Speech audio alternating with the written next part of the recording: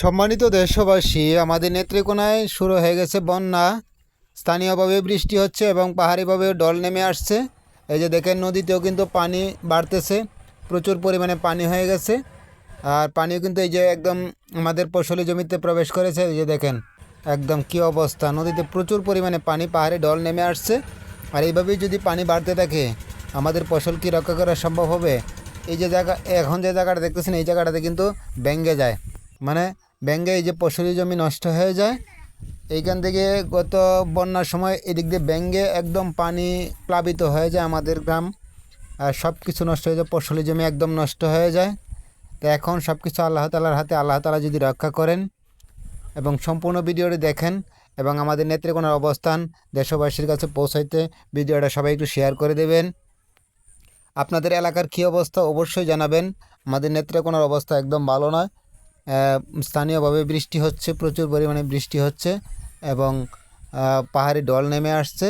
পাহাড়ি ডল নেমে আসার কারণে নদীর পানি কিন্তু বিলে প্রবেশ করতেছে। আমাদের যে নালাগুলো আছে, নালাগুলো কিন্তু স্থানীয়ভাবে বাঁধ দেওয়া হয়েছে, কিন্তু বাঁধ দেওয়ার পরেও পানি অনেকটাই বিলে প্রবেশ করে ফেলেছে। এখন বাঁধের কাজ চলতেছে।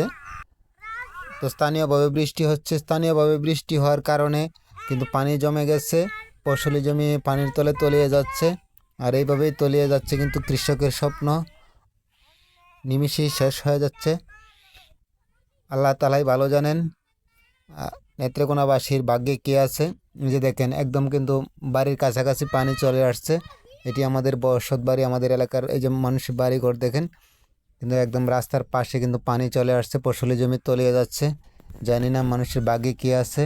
এই যে দেখেন মানুষ কত কষ্ট করে এই যে ফসল কাটতেছে। একদম দেখেন শত শত জমি, শত শত কাটা জমি কিন্তু পানির নিচে তলিয়ে যাচ্ছে। এই যে নৌকা দিয়ে কিন্তু ধানগুলা কেটে নিয়ে আসতেছে মানুষ, কৃষক কষ্ট করে ধানগুলা পানির নিচ থেকে কেটে কেটে আনতেছে। তো জানি না সম্পূর্ণ ফসল কৃষক কেটে আনতে পারবে কি না। সব কিছু আল্লাহ তালার হাতে। আল্লাহ তালা যদি দয়া করেন তাহলে কিন্তু নেত্রকোনাবাসী ফসল কাটতে পারবে। আর যদি এইভাবেই বৃষ্টি হতে থাকে, পাহাড়ি ডল আসতে থাকে, তাহলে হয়তো আর শেষ রক্ষা হবে না।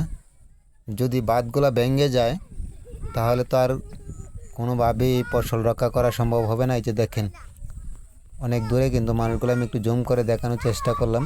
এই যে দেখেন বিলের মাঝে কিন্তু ধানগুলো, এই যে বিলের মাঝে কিন্তু ধানগুলো কাটতেছে, পানির নিচে চলে যাচ্ছে ফসলগুলো, একদম ধানগুলো একদম পানির নিচে চলে যাচ্ছে। এই যে দেখেন পানি একদম তৈ তৈ করতেছে, পানি বাড়ির কাছাকাছি পানি চলে আসছে।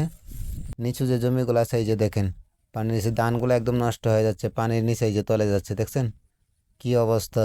আল্লাহ সবাইকে একটু হেফাজত করুন। ধানগুলো এখনও ঠিক মতো পাকে নাই, ধানগুলো এখনও কাঁচা, পাকলে যায় একটা অবস্থা হয়তো। আল্লাহ তালা সবাইকে হেফাজত করুন। সবাই ভালো থাকুন, সুস্থ থাকুন।